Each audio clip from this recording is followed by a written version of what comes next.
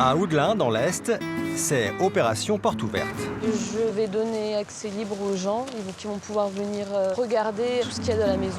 Sandra organise son premier vide-maison. Aux États-Unis, on appelle ça un garage sale. Le vide-maison est une sorte de vide-grenier, mais à domicile. Face aux 50 000 vide-greniers annuels, seuls quelques centaines de Français osent ouvrir les portes de leur maison. Nous suivrons Sandra, mais aussi Mehdi, Sarah et Pedro, qui eux vont déballer dans un classique vide-grenier. Météo, préparatifs, dépenses, des deux formules, laquelle sera la plus efficace?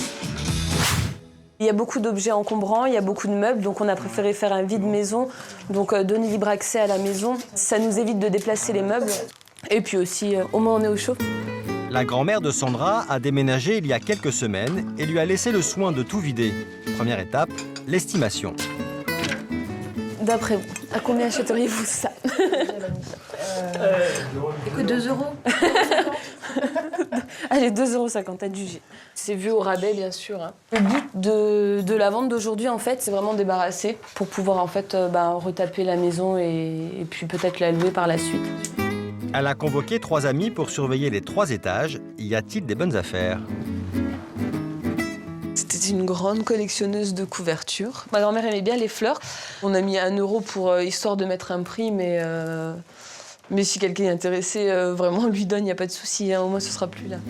Pour vendre les pièces plus anciennes au juste prix, la jeune fille a reçu la visite d'un professionnel 1 semaine avant son vide-maison. On a fait visiter la maison par un brocanteur pour avoir une idée exacte en fait, de ce que valaient les meubles, les différentes pièces qu'on avait. Au passage, le brocanteur a emporté les plus belles pièces pour 80 €. Pour vendre le reste, Sandra a pensé à faire sa publicité bien en amont. J'ai mis une annonce dans le journal local 3 semaines avant. Et du coup, en fait, il y a pas mal de gens qui l'ont vu, qui m'ont appelé pour chiner les bonnes affaires en premier.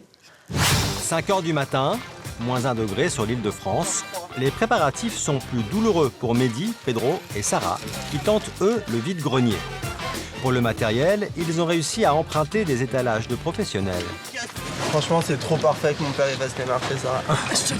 Côté organisation, en revanche, ils ont encore quelques lacunes. Elle a oublié de prendre les bâches, donc on va essayer de se débrouiller sans. Ouais, parce qu'au niveau de la pluie, ça va pas être évident. Hein. Ouais. Mais Sarah, tu veux le foutre comment ton téléphone? Mets-le devant. Je vous présente la pièce majeure de notre brocante d'aujourd'hui. C'est un téléphone de collection en chaîne. Le prix de base est de 60 €, mais j'ai surélevé pour que les clients pensent avoir fait une affaire si je leur vends 45, 50. La tactique est au point. Les 3 amis croient en leurs marchandises. Je pense qu'avec tout ce qu'on a, on pourrait se gagner 100 € facile chacun. Alors, si j'arrive à vendre mon téléphone, je suis riche. Les professionnels ne tardent pas à tourner autour de la star du stand. Combien vous faites le téléphone là? 60 €, monsieur. Combien? 60. 60. Merci. Sarah a peut-être eu la main lourde sur le tarif de départ. À Oudelin, à 10 h du matin, et au chaud, Sandra, elle, vend par lot. On prend les deux là et celui-là. Non. C'est encore un gros. Oui, mais aussi là, c'est costaud. T'es fait à combien? 2 €. Merci. Au vide-maison comme au vide-grenier, les petites pièces trouvent plus facilement preneur. Si des gens sont intéressés par les meubles, on espérait 100 €. Sandra a prévu de tout brader. Mais une acheteuse va mettre son grain de sel et s'improviser experte en antiquité. C'est une table d'antiquaire. Elle date d'avant la guerre. Et eux, ils ne le savaient pas. C'est quelque chose qui vaut entre 500 et 600 €. L'antiquaire qui est venu m'a dit que ça valait rien. Alors j'achète quand même une couverture, hein. Sandra trouve preneuse pour une couverture de collection. C'est 10 € de plus dans sa cagnotte. Merci.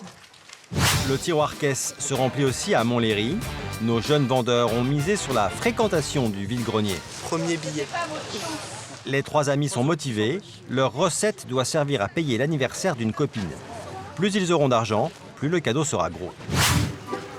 En 15 ans, Daniel Brianceau a organisé plus de 450 vide-greniers. En vieux briscard, il sait se montrer lucide sur les recettes que l'on peut espérer tirer de ce commerce. Il n'est pas question qu'ils viennent ici en disant « Tiens, je me paye les vacances ». Non, quand ils ont fait déjà 100 €, c'est une bonne journée. Hein. Il faut le savoir, chaque particulier n'a le droit qu'à 2 vide-greniers ou vide-maisons par an. Pour les vides-greniers, pour les vides-maisons, la déclaration est la suivante, c'est demander une autorisation du maire de la ville hein, où vous avez fait un déballage. 15 jours avant, qu'il soit signé, en bon uniforme, et vous déballez. Si vous faites le choix de l'extérieur, un dernier conseil. Préparez au moins une bâche, le cas où il y aura des intempéries. Hein. Une bâche que les 3 amis aimeraient bien avoir. Je suis dépité là, j'en peux plus.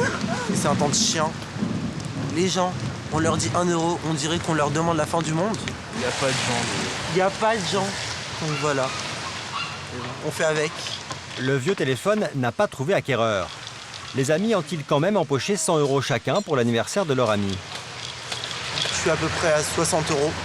Et Sarah, normalement, je pense qu'elle est vers les... 34 euros et 21 centimes.